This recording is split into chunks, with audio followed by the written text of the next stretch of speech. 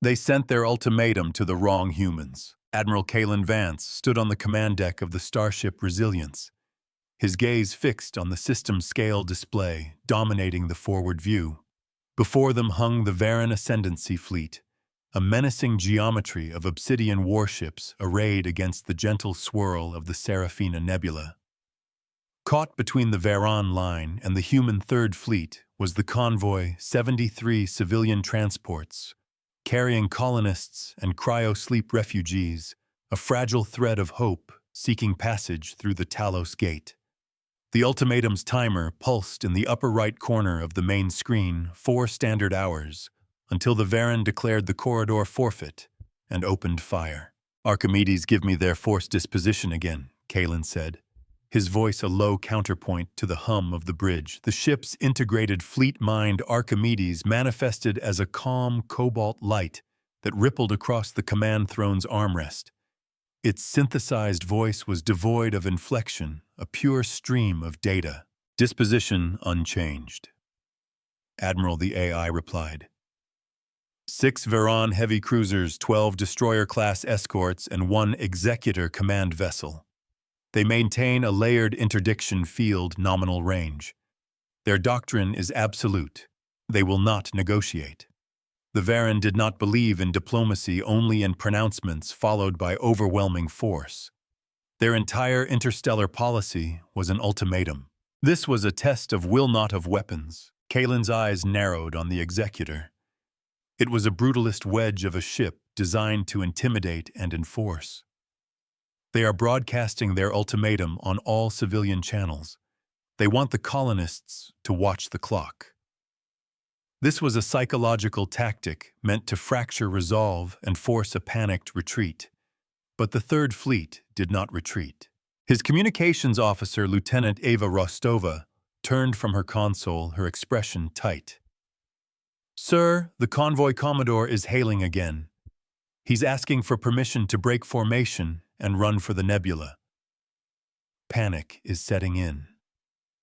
The comms channel was a cacophony of frightened pleas and desperate speculation, the background radiation of imminent crisis. Kalen could feel the vibration of the ship's reactor through the soles of his boots, a steady, reassuring thrum. "Negative," Lieutenant Kalen stated firmly. "Tell them to hold their course and trust the fleet. Archimedes confirm our decoy drones are in position. He would not allow fear to dictate their strategy. He would not let the Varan turn their own people against them. They would teach the Varan the true meaning of a red line." A civilian freighter, the Stardust Wanderer, floated silently in the convoy's outer ring. Inside its medical bay, a young girl named Ilara clutched a worn synth bear, while a medic droid tended to her mother's cryo-sickness. The ship lights flickered, a symptom of power being diverted to reinforce shields. Through the viewport, the distant sharp lights of the human fleet were a reassuring constellation against the encroaching Varan darkness. "Are the good guys winning, Mama?" Ilara whispered, her voice barely audible over the hiss of a nearby coolant line. Her mother, still groggy, squeezed her hand. "The good guys always make a way, sweet girl." "All 80 decoys are in position," Admiral Archimedes confirmed. "They are running cold, mimicking the thermal and energy signatures of the civilian transports. The mirror lattice arrays are primed and standing by on your command." The lattice was Kalen's gambit, a system of microsatellite projectors designed not to fight, but to deceive, to reflect. "Commander Thorne, what's the status of our electronic warfare suite?" Kalen asked, turning his attention to his tactical officer. Thorne was a bulldog of a man, his face illuminated by the green glow of his sensor screen. He ran a hand over his shaved head, a nervous habit. "EW suite is hot, Admiral. We've isolated the Varan command frequency for their interdiction field. We can't break their encryption, but we can flood it with noise at the critical moment." Thorne's console shimmered as he rerouted power, the faint scent of ozone tingling in the air. This was the first piece of the puzzle. The Varan relied on perfect centralized control. Kalen nodded. "They believe their doctrine is their greatest strength. We're going to make it their greatest vulnerability. The Varen ultimatum was not a negotiation. It was a script. A rigid, unyielding protocol that assumed their enemies would react with predictable fear. They expected a retreat. They would get a reckoning. The plan was simple, in concept nightmarish in execution.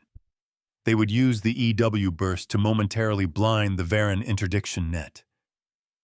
In that window, the real convoy would execute a high-burn course change, while the decoys ignited their drives, scattering in the opposite direction.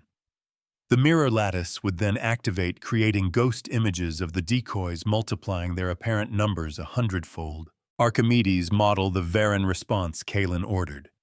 Assume their doctrine holds. What is the probability they fire on the decoys? The light on his armrest pulsed as the AI ran quadrillions of simulations. Probability of the Varen commander engaging the perceived threat is 98.7%, Archimedes stated. Their doctrine prioritizes the elimination of any challenge to their ultimatum over target verification, especially when facing a numerically superior force. The key was making the Varen believe they were facing an armada, not a ruse. A mystery was unfolding on their sensors. A faint energy reading a ghost in the machine that didn't match any known Varen signature. It pulsed in time with their ultimatum broadcasts, a strange, almost biological rhythm. Thorn had flagged it an hour ago, but it remained an enigma. "Admiral, the timer is at 3 hours 10 minutes, Rostova announced, her voice steady. The numbers seemed to burn brighter on the main screen. The weight of 73 ships and nearly 1 million souls pressed down on the bridge. Hold the line until the last possible moment. The Varen commander executor Valerius is a zealot, Kalen murmured mostly to himself. He had studied the Varen archives. Valerius had never once deviated from the Ascendancy's protocols. He was a weapon forged in the fires of dogma, and Kalen intended to use his inflexibility against him. The faint hum of the ship's inertial dampeners was the only sound for a long moment. He will see a massive breakout attempt. He will see a direct defiance of his ultimatum, Kalen continued. He will not hesitate. He will open fire. And in doing so, he would reveal his position, his firing solutions, and the exact weaknesses of his command and control network. Thorn looked up from his console. "Sir, that strange energy signature is spiking. It's localized around their executor, but it's resonating with their comms array. It's almost like it's listening." This was the reveal. The mystery signal wasn't a weapon or a sensor system. It was something else entirely. They're not just broadcasting their ultimatum to the convoy. Kalen realized aloud, a cold certainty settling in his gut. They're broadcasting it back to their own people. This isn't just an enforcement action. He met Archimedes' pulsing light. "It is a performance. Archimedes, can you confirm?" Kalen pressed. "Is there a high-bandwidth data stream leaving the Varen flagship pointed back toward their home territory?" The AI's light shifted from cobalt to a deep violet, indicating a complex analysis in progress. "Confirmed, Admiral? A hyper-relay stream is active, originating from the executor. The rhythmic energy signature is a data verification marker. They are streaming this entire confrontation live. The Varen weren't just issuing an ultimatum. They were making a public spectacle of it, a demonstration of their power for their populace. This changed everything. The Varen doctrine wasn't just a military strategy. It was political theater. And Valerius was its lead actor. This gave Kalen a new, sharper weapon to wield. The payoff was now clear. "Brace for the flip. Thorn, prepare to piggyback our own data stream onto their hyper-relay the moment we initiate the EW blast." Kalen commanded, his voice sharp with newfound purpose. "I want a direct feed from our forward-facing sensors. I want every Varen citizen to see exactly what their executor shoots at." He would turn their stage into a courtroom. A low chime echoed across the bridge. 2 hours remaining, Admiral Rostova reported. The clock was relentless. Kalen felt the familiar thrum of his own heart in his ears, a steady drumbeat against the silence.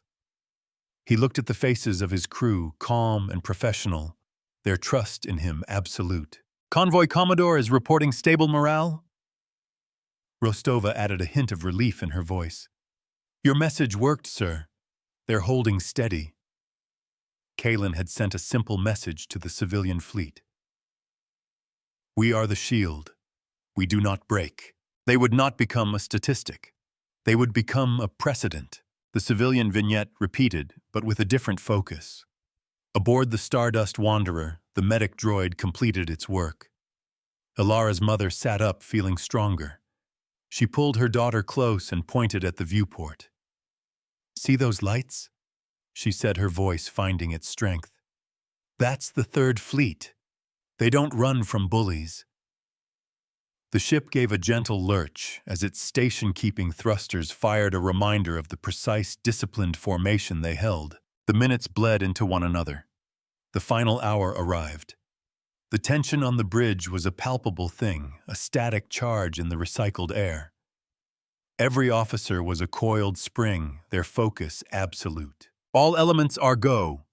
Admiral Thorne confirmed, his fingers poised over his console. "Decoys are ready. Mirror lattice is synced. EW suite is spooled. We are locked and loaded." The glare from his screen cast his face in an eerie green light. "On my mark," Commander Kalen set his eyes on the timer. He let the seconds tick down. 10, 9, 8. He watched the Varen line, looking for any deviation, any sign they suspected the ruse. There was none. They were arrogant. They were certain. 7, 6, 5. Archimedes, open a dedicated channel to Valerius Kalen ordered. Audio only. A new window appeared on the main screen. "Channel open, Admiral." Executor Valerius Kalen's voice boomed across the bridge and across the void to the Varen flagship. "This is Admiral Kalen Vance of the Terran Confederation Third Fleet. You have threatened civilian lives. You have blockaded a designated peaceful passage. Retract your ultimatum now, or we will teach you the cost of your arrogance." The reply was instantaneous, dripping with contempt. "Your posturing is meaningless, human. The ascendancy does not bend. The clock will strike 0. This is your only lesson." Their doctrine had no room for mercy. "So be it," Kalen said softly. He looked at Thorne. "Execute." "EW blast is away," Thorne shouted. A wave of invisible energy shot across the space between the fleets, a silent scream of static and data corruption. On the main display, the Varen formation flickered as their network integrity wavered. "Now all units now," Kalen commanded. The operation unfolded in a perfectly orchestrated second of chaos. The 73 civilian transports fired their main engines, veering sharply toward the cover of the Serafina Nebula. Simultaneously, the 80 decoy drones flared to life, accelerating directly toward the Varen fleet. And then the mirror lattice activated. The void filled with ghosts. 80 decoys became 800. 800 became 8,000. A phantom armada of light and energy signatures erupted into existence, a tidal wave of false targets screaming toward the Varen line. It was a beautiful, terrifying lie. Thorne's console lit up with incoming data. "We're in their hyper-relay. They're seeing what we're seeing. The feed is live." Just as Archimedes predicted, Executor Valerius did not hesitate. Faced with a perceived defiance of unimaginable scale, he reacted precisely as his doctrine demanded. "All ships," his voice crackled over the intercepted comms, raw with fury. "Fire at will, erase them from the sky." The Varen fleet unleashed hell. Lances of crimson energy and swarms of missiles tore through the vacuum, aimed not at the fleeing convoy, but at the phantom armada. They fired on ghosts. They fired on mirrors. And every Varen citizen watching the live feed saw it happen. The ledger was now open for all to see. The cost was immediate. The Resilience shuddered as a stray plasma bolt fired in the chaotic volley impacted its forward port shield. Sparks rained from a sealing conduit, and the air filled with the sharp scent of burnt ozone. Shields at 82% on the port bow. Thorne reported, his voice strained. Minor energy bleed on Deck 7. Damage control teams are responding. A tangible cost, but a necessary one. The convoy is clear, Rostova announced, her face awash with relief. They've entered the nebula's EM interference. The Varen can't get a clean lock. The first part of the plan had succeeded. The civilians were safe. Now came the second part, the trap. The mirror lattice, having served its purpose, began to deactivate. The 8,000 ghosts vanished as quickly as they appeared, leaving only the burning hulks of the 80 decoy drones. And behind them, the Third Fleet, which had used the chaos to advance under the cover of the EW blast. They were now in optimal firing position. Their patience had forged a hammer. Archimedes Kalin said, his voice cold as the void. Tally the Varen expenditure. How much of their primary energy reserve? Did they just waste firing on our decoys? The cobalt light on the armrest pulsed. Executor Valerius's fleet expended approximately 37% of their primary capacitors and 62% of their missile ordnance. They are now operating at a significant power deficit. They had punched themselves out on a reflection. Another mystery seeded earlier began to surface. The Varen ships, particularly the cruisers, had always run hot during engagements. Archimedes had noted it in previous encounters as a design flaw, a waste of thermal energy. But what if it wasn't a flaw, sir? I'm seeing something strange in the Varen heat signatures, Thorne said, zooming in on the cruisers.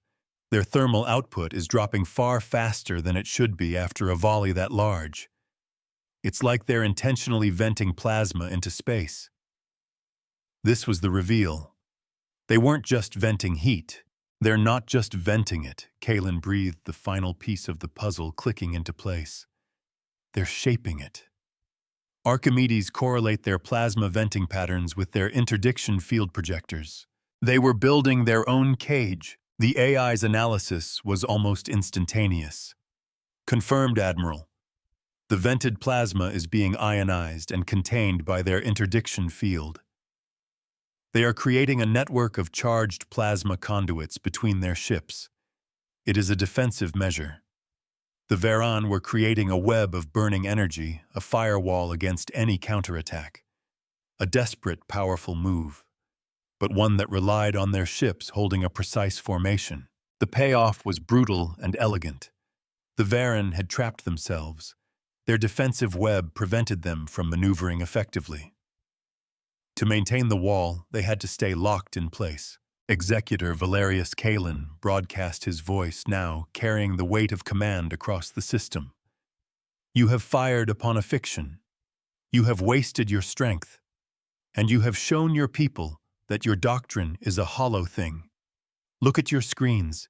See the truth. On the Varen hyper-relay, Thorne was now splicing in the Third Fleet's sensor data, showing the civilian convoy safe in the nebula and the Varen fleet's energy reserves plummeting. The Varen comms were silent. The Executor had no script for this.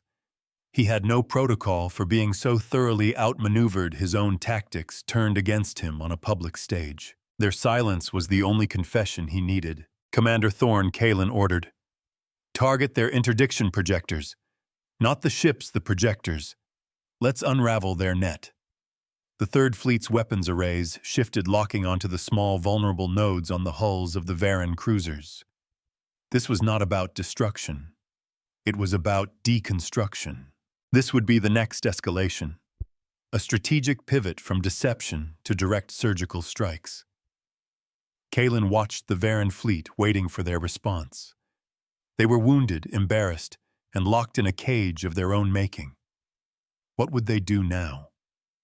Would they double down on their doctrine, or would they finally break? The Resilience vibrated again as the ship's primary power conduits rerouted energy to the weapon systems. A low, powerful hum filled the bridge.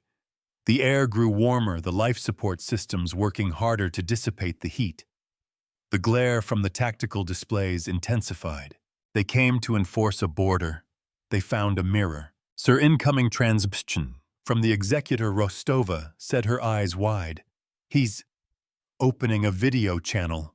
On the main screen, the face of Executor Valerius appeared. He was a Varan of severe features, his face a mask of rigid pride, but his eyes burned with a cold fire of humiliation and rage. "You think this is a victory, human?" he hissed, his voice like grinding metal. "You have shown me a trick of light. I will show you the substance of pain." Behind him, his crew moved with frantic purpose. The Varan cruisers began to overload their reactors, the plasma vents glowing with furious intensity. The defensive web between the ships thickened, turning from a faint shimmer to a wall of incandescent energy. "What is he doing?" Thorn demanded. Archimedes answered, its voice calm as ever. "He is initiating the final verdict protocol, the Varan doctrine's last resort. He intends to detonate his cruiser's cores, turning the entire plasma web into a directed thermonuclear wave. He cannot win, so he will burn the board." It was not a retreat. It was a scorched earth temper tantrum. Kalen's jaw tightened. This was the true face of the ultimatum doctrine. When its authority was challenged, it cared nothing for life, not even its own. It cared only for making its point, even if it had to immolate a solar system to do so. The lives of his own crews, his own fleet, were now on the line. "He's chained his own ships to a suicide pact," Kalen said, a grim finality in his tone. "He would rather annihilate his fleet than admit his doctrine is flawed." This was the third and final escalation, the moment where mercy had to be tempered with steel. Archimedes Kalen commanded his decision made.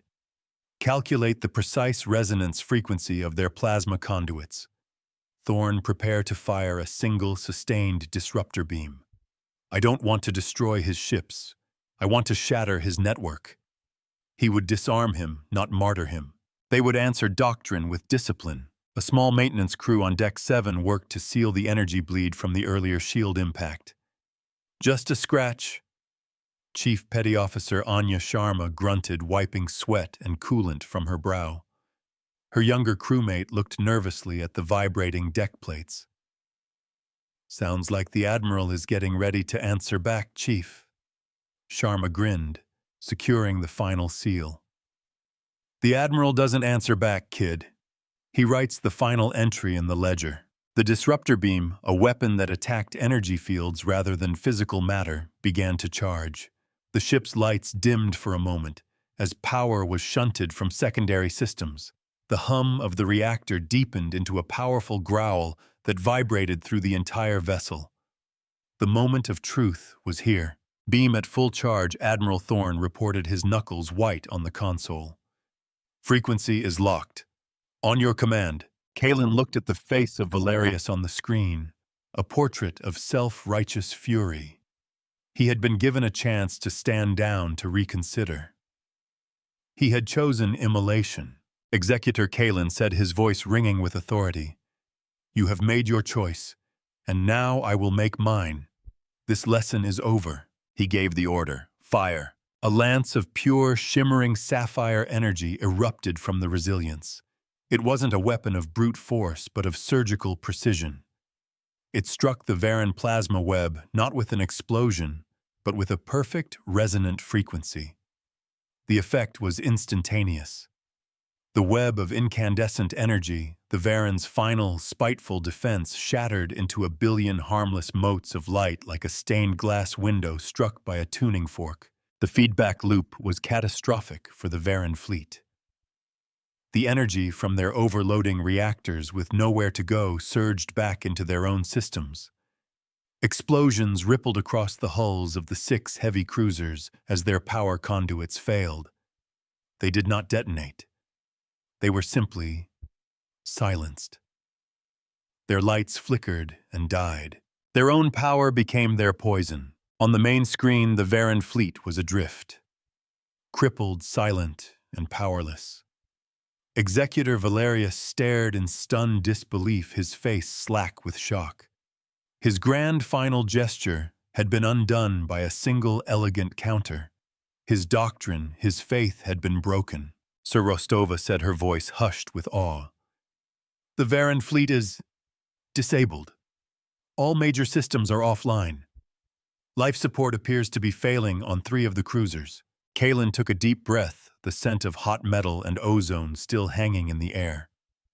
The second cost of victory was now apparent. The energy feedback had crippled the Varan ships more severely than a conventional attack. He had wanted to disarm them, not kill them. Archimedes, open a channel to all Varan ships. Patch it into their life support system alerts. Priority 1, Kalen ordered. He stepped forward, his boots echoing softly on the deck. The account was not yet settled. This is Admiral Vance, his voice broadcast into the dying Varan vessels. Your commander has failed you. Your doctrine has failed you. But we will not. Prepare for rescue and medical teams. We are sending help. He turned to his officers. Launch the rescue shuttles. Prioritize the cruisers with failing life support. This was the human doctrine. To teach, not to punish. To offer a hand even to an enemy who had offered only a fist. It was a message more powerful than any weapon. A new mystery emerged from the crippled Varan flagship. As its power failed, its internal security systems began to collapse. Archimedes flagged a data vault that was suddenly accessible, its encryption protocols failing. What secrets did the executor hold? Archimedes, what's in that data vault? Kalen asked, his curiosity piqued. Downloading now, Admiral, the AI replied. It appears to be a ledger. A private record kept by Executor Valerius. The reveal came a moment later. It contains the names and designations of every commander who has ever been defeated by his ultimatum tactics. He treated it as a list of trophies. The payoff was a cold, hard knot in Kalen's stomach. This wasn't just about military doctrine for Valerius. It was personal. It was about dominance and humiliation. And on that ledger he had left a space for Kalen's name. He did not understand the nature of the game. Display the ledger on the main screen, Kalen commanded, and add a new entry. At the very top, on the screen beneath the long list of defeated commanders, a new line of text appeared transmitted to the drifting Varan flagship for Valerius to see. It did not list a name. It listed a concept. Entry, the doctrine of ultimatums. Status defeated. The bridge of the resilience was quiet. The hum of the ship returned to its normal, steady rhythm. The countdown clock was gone, replaced by the stoic, silent images of the rescue shuttles moving toward the crippled Varan ships. Admiral Thorne said, his voice rough with emotion. That was a new precedent. It's the only one that matters, Kalen replied. The Third Fleet had a saying, a piece of lore that guided their actions. This fleet teaches by numbers and remembers by ledgers, never by collars. They did not take prisoners in the traditional sense. They recorded events. They logged consequences. They balanced the account. They were keepers of the balance, not agents of vengeance. Aboard the Stardust Wanderer, Ilara watched the small, bright rescue shuttles swarm around the dark Varan ships.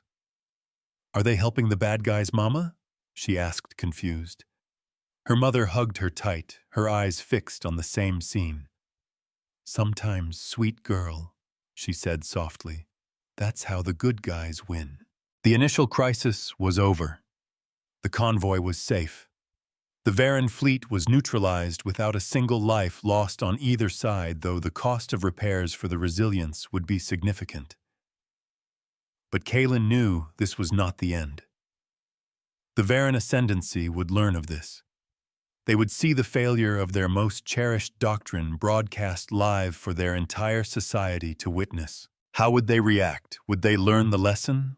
Or would they simply send a larger fleet, a more fanatical commander? The confrontation at the Talos Gate was not just a single battle. It was the opening chapter of a new war. A war of ideas. The rescued Varan crew members would be treated, their ships repaired just enough to limp home. and then they would be sent back. They would carry with them the story of their defeat. They would be living messages. A new count had begun. Kalen turned his gaze back to the main screen where the Seraphina Nebula swirled in a majestic dance of gas and light. The path for the colonists was now clear, but the path forward for the Confederation was now more dangerous, more uncertain than ever before. He had not just defeated a fleet. He had challenged an empire's entire identity. "Archimedes, what are the long-range strategic projections?" he asked quietly. The Varan Ascendancy's response is difficult to model, Admiral, the AI stated. They have no precedent for this type of strategic defeat. Their reaction could range from a complete withdrawal to an all-out war declaration. The uncertainty hung heavy in the air, a new kind of countdown timer. They had opened the door to a larger conflict. Kalen stood on the precipice of that conflict, the weight of his actions settling upon him. He had held the line. He had protected the innocent. He had flipped the script and forced his enemy to confront the bankruptcy of their beliefs. But in winning the battle of ideas, he may have just started a war for survival. The board was reset, the pieces in new positions, and the Varan Ascendancy's move was coming. The low, steady vibration of the deck beneath his feet was a constant reminder that the Resilience and the entire Third Fleet would be ready to meet it. They would hold, they would anchor, they would endure. The rescue shuttle's small, robust craft, painted in the stark white and charcoal of the Confederation fleet, moved with practiced efficiency among the crippled Varan ships. Their searchlights cut sharp, analytical lines across the dead hulls, illuminating twisted metal and darkened viewports. On the bridge of the Resilience, Kalen Vance watched the operation on the main screen, the adrenaline of battle slowly giving way to the cold, meticulous work of its aftermath. The air still carried the faint, acrid smell of stressed circuitry, a reminder of the energy surge they had weathered. His focus was on the Varan flagship. Executor Valerius and his command crew had been taken aboard the Resilience for medical evaluation. They were disarmed, their black and crimson uniforms stark against the cool grays of the human medical bay, their faces a mixture of shock, resentment, and a dawning, terrible understanding. They had not been shackled. They were guests, not prisoners, a distinction that seemed to confuse them more than any act of aggression could. Medical teams report all Varan command staff are stable. Admiral Rostova relayed her console, now a hub of logistical data. Minor injuries, mostly concussive shock from the energy feedback. They are not cooperative. Kalen could feel the low thrum of the ship's gravity projectors through the deck plates, a constant grounding presence. They were raised on a diet of certainty, Lieutenant Kalen replied. We've given them a feast of doubt. It will take time to digest. He knew this was the most dangerous phase. A defeated enemy could be managed. A humiliated one was unpredictable. Their pride was a more dangerous weapon than their fleet. Archimedes' cobalt light pulsed on the command throne.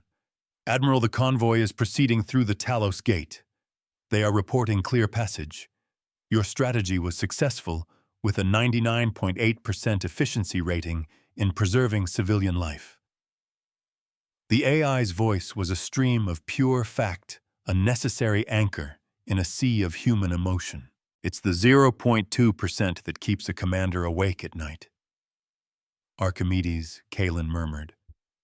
The minor damage to his own ship, the strain on his crew, it was a cost he had accepted, but not one he took lightly. The ledger always had two columns.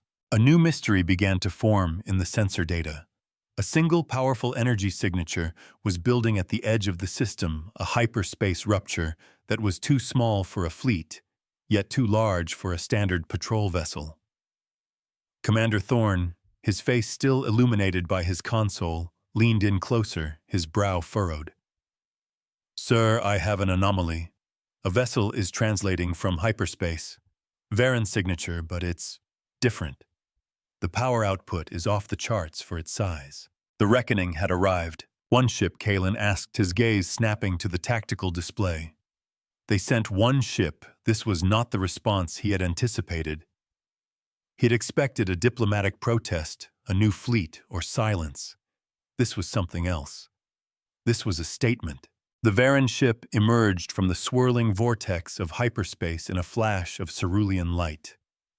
It was a spear of polished obsidian metal, impossibly sleek and devoid of any visible weapon ports. It radiated power, a quiet, predatory confidence that was more unnerving than an entire fleet of cruisers. The ship's design was unfamiliar, a class he had never seen before. Archimedes identified that vessel Kalin commanded. The bridge was silent save for the soft chime of sensor pings and the hum of the environmental controls. Cross-referencing. Varan Fleet Archives, the AI responded. No direct match. However, the energy signature is consistent with a high-priority classification adjudicator, a vessel class mentioned only in sealed Varan military texts. Its purpose is listed as doctrinal enforcement. They had sent an executioner. The purpose of the ship became chillingly clear. The Varan ascendancy was not responding to the human fleet's actions. They were responding to Valerius's failure. This ship was not here to fight Kalin. It was here to cleanse its own ranks, to erase the shame of this defeat in the most public and brutal way possible. The ultimate escalation was not an attack, but an act of horrifying internal justice. The adjudicator ignored the Third Fleet completely. It did not raise shields or power weapon systems. It simply moved with cold, deliberate grace toward the crippled Varan flagship, a shark closing in on a bleeding whale. Rostova's head snapped up from her console. "Sir, the new vessel is broadcasting. System-wide. It's a writ of censure. They would judge their own in his presence." On the main screen, the Varan text scrolled with Archimedes providing an instantaneous translation. It was a formal declaration of failure, a public stripping of Valerius's rank, honor, and right to exist. It cited his inability to uphold the ultimatum, his squandering of fleet resources, and his failure to choose honorable self-destruction over capture. It concluded with a single brutal sentence. The sentence is erasure. The record will be cleansed. "My God," Thorne whispered. "They're going to kill them all. Right here. In front of us." He was right. This was part of the message. The Varan were demonstrating that their doctrine was so absolute they would tear themselves apart to uphold it. This was a new and terrible test for Kalin. His prisoners, the men he had just ordered his own crews to rescue, were now marked for death by their own side. To stand by and watch would be to condone a barbaric act. To intervene would be to declare open war on the Varan ascendancy, a war the Confederation was not prepared for. His moral line, the AI's cold calculus, and the antagonist's doctrine were now in a perfect, horrifying triangle of conflict. "Archimedes, what is the strategic recommendation?" Kalin asked, his voice dangerously quiet. "The strategically optimal course is non-interference." The AI stated, its cobalt light unwavering. "Varan internal discipline is not within our purview. Intervention would be interpreted as a direct act of war with a 94.3% probability of escalating into a multi-system conflict. The cost in Confederation lives would be substantial." Kalin looked from the cold, beautiful adjudicator to the disabled, helpless ship where human rescue teams were still working. He thought of Valerius in the medical bay, a man defeated by a flawed ideology. He would not be the one to serve him to his butchers. They did not abandon people in their care. Period. In one of the civilian transports, now safely through the Talos Gate, the news of the adjudicator's arrival spread. Alara and her mother watched the fleet's public censor feed on a communal screen. "Why is there a new scary ship, Mama?" Alara asked, her synth bear clutched tight. Her mother, who had lived through the first Varan border skirmishes years ago, pulled her close. "Because some people think breaking a thing is the same as fixing it." She whispered, her eyes full of a fear that was older and deeper than before. "Let's hope our admiral knows the difference." Commander Thorn Kalin said, his voice ringing with newfound clarity. His arc from restraint to righteous decisiveness was now complete. He would not start a war, but he would not stand aside for a murder. "I want a full scan of that adjudicator. Find me a weakness. Find me a lever I can pull." "Scanning now, sir," Thorn replied, his fingers flying across his console. The faint heat from the terminal washed over his face. "Its weapon systems are internal, but I'm detecting a massive energy buildup in its forward section. It's a directed particle beam, incredibly precise. It's designed to slice through a ship and atomize everything in a very narrow corridor. They're not going to blow up the flagship. They're going to surgically remove the bridge." This was the weapon's nature, the reveal. It was a scalpel, not a sledgehammer, and a scalpel required a steady hand and a clear line of sight. "It will need a perfect targeting lock," Kalin mused. "Archimedes, what are the odds we can disrupt that lock without firing a shot?" This was the payoff. The adjudicator's strength, its precision, was also its greatest vulnerability. It could be blinded. Their perfection was a flaw he could exploit. "The mirror lattice arrays," Kalin said, the plan forming in his mind. "Most of the projectors are still in position. Can we reconfigure them instead of creating false images? Can we create a field of pure reflection?" A hall of mirrors around Valerius's ship. Archimedes' light pulsed faster. "The concept is viable, Admiral. We can create a recursive reflection field. Any targeting laser or sensor beam entering the field would be bounced between the mirrors thousands of times per second, effectively scrambling the data into pure noise. The adjudicator would be blind." "They want to make a statement," Kalin said, a grim smile touching his lips. "So will we."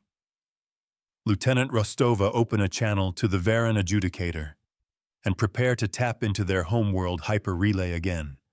The show is not over." They would turn the courtroom back on the judge. "Channel open, Sir." Rostova confirmed, her expression a mix of apprehension and fierce loyalty. "Adjudicator."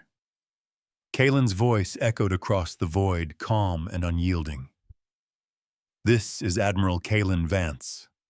The crew of the Varan vessel.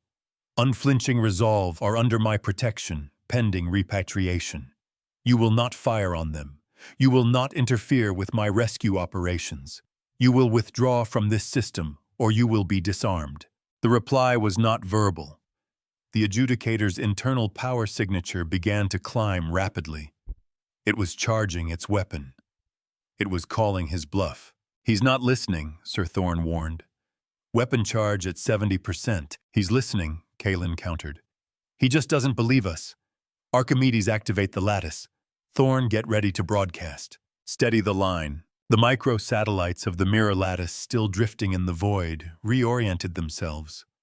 They formed a complex spherical cage of invisible projectors around the crippled Varan flagship. As the adjudicator's targeting systems sent out their preliminary laser scans, the field came to life. The space around the flagship warped. Light itself seemed to fold and bend, turning the area into a shimmering, incomprehensible ball of pure reflection. The adjudicator's sensors were suddenly flooded with gibberish. On the tactical display, its targeting solution vanished, replaced by a cascade of error warnings. "Direct hit on their sensors, sir," Thorn shouted, a triumphant grin spreading across his face. "They're blind. They can't get a lock." The adjudicator ceased charging its weapon. It held its position, silent and menacing, its primary tool rendered useless. But Kalin was not finished. He had saved the condemned. Now he would indict the executioner. "Archimedes," he ordered. "Broadcast. To the Varan homeworld. Start with the log from Executor Valerius's own bridge the moments before he opened fire on our decoys. Their own ledger would be their undoing." Across the Varan ascendancy, the public broadcast flickered back to life. But instead of the adjudicator's righteous judgment, they saw a recording from Valerius's bridge. They saw the Phantom Armada. They heard Valerius give the order to fire an order perfectly in line with the doctrine they had been taught to revere. He had faced what he believed to be an overwhelming enemy fleet, defying a direct ultimatum. He had not hesitated. He had followed the protocol. Then Kalen's voice came over the broadcast, calm and reasoned. "You are watching the last moments of Executor Valerius's command. Your leadership has condemned him for this action, but he acted exactly as his doctrine demanded. The failure was not in the man. The failure was in the doctrine you hold sacred." He let the silence hang for a moment. "Your ascendancy sent an adjudicator not to correct a mistake, but to hide one. They sent it to silence the only witness who could tell you the truth. Your ultimatum doctrine is a strategic liability. It makes you predictable. It makes you weak." He was not fighting a ship. He was fighting an idea. "We did not destroy your fleet." Kalen's voice continued as images of the human rescue shuttles tending to Varen crew played on the screen. "We disarmed it. We did not execute your crews. We offered them aid. This is the human way. We teach first. We fight only when forced. We believe in ledgers, not in executions." The adjudicator remained motionless, caught in a trap of logic and morality. Its mission was to perform a public execution to reinforce the strength of Varan doctrine. But Kalen had just demonstrated to that same public that the doctrine itself was the cause of the failure. To fire now would be seen not as justice, but as a petulant, desperate act to silence the truth. The standoff was absolute. The sleek, powerful executioner was paralyzed, its weapon charged but useless, its political purpose inverted. The silence stretched thick with unspoken threats. Suddenly, one of the mirror lattice projectors pushed far beyond its design specifications by the recursive energy loop overloaded. It flashed once, a brilliant burst of white light, and then went dark. A small, momentary gap had opened in the hall of mirrors. It was all the adjudicator needed. A pure lance of crimson energy, thin as a razor's edge, shot from the adjudicator's bow. It was not aimed at the Varen flagship. It was aimed at the overloaded projector, a clear act of aggression, a warning shot. But a human rescue shuttle, the St. Christopher, was moving to assist the crews near that very spot. They chose spite over honor. "Shuttle evade!" Thorn roared, but it was too late. The beam itself missed the small craft, but the catastrophic energy discharge from the exploding projector washed over it. The shuttle tumbled its port side, scorched and blackened. "St. Christopher is hit!" Rostova cried out. Shields collapsed. "We have hull breaches and wounded crew. This was the cost. The price for standing on a principle. A tangible, painful cost, paid in the coin of his own people's blood and bravery." Kalen's face was stone. The adjudicator had crossed a line. It had fired on a rescue vessel. The battle of ideas was over. "Archimedes," he said, his voice dropping to an icy whisper. "Target the adjudicator's primary drive. Not the reactor, not the weapons. I want to leave them stranded. I want them to wait for a tow truck." The Resilience shuddered as its main cannons came online, the powerful magnetic coils charging with a low guttural moan that was felt in the bones of every crew member. Power was diverted from all non-essential systems, and the bridge lights dimmed to a menacing twilight glow. They had forced the teacher to raise his hand. Before the Resilience could fire, however, the adjudicator did something utterly unexpected. It vented its weapons charge into empty space, a silent, harmless aurora of wasted energy. And then its engine signature flared and it turned. It did not charge or retreat. It simply turned and moved away at its maximum sublight speed, heading back toward the hyperspace jump point. "Sir, it's withdrawing," Thorne said, his voice laced with disbelief. Kalen watched it go, his order to fire still hanging unspoken in the air. He understood. The adjudicator's captain had made a choice. Firing on the rescue shuttle was a final, spiteful jab, but escalating to a full battle with the Third Fleet after Kalen's broadcast had politically neutered their mission would be suicide. It would only prove Kalen's point. The withdrawal was a tacit admission of defeat. Their doctrine had finally broken. The immediate crisis was over. The adjudicator vanished into hyperspace. The rescue of the Varen crews resumed now, with the added urgency of retrieving their own wounded from the St. Christopher. The system fell quiet again, the only sounds on the bridge, the calm professional voices of officers managing the aftermath. In the days that followed, the Third Fleet remained a silent, watchful guardian, as the Varen crews were stabilized. Archimedes monitoring Varen public data streams began to report a seismic shift in their society. Kalen's broadcast, coupled with the adjudicator's failure, had ignited a firestorm of debate and protest. The hardliners who championed the ultimatum doctrine were being publicly questioned for the first time in generations. A week later, the official proclamation came. A new faction had taken control of the Varen Ascendancy's High Council.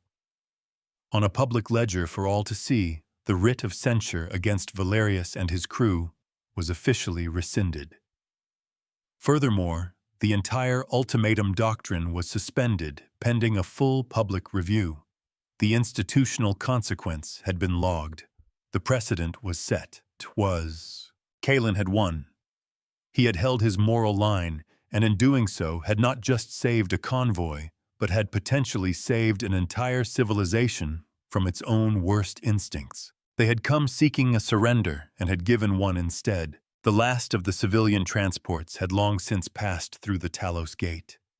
The crippled Varen ships now stabilized, and with their life support functioning under their own power, waited for their own fleet to come and tow them home. Executor Valerius, his face etched with a new complex humility, had offered a single formal statement of gratitude before being returned to his flagship. He was a changed man, a living symbol of a broken ideology.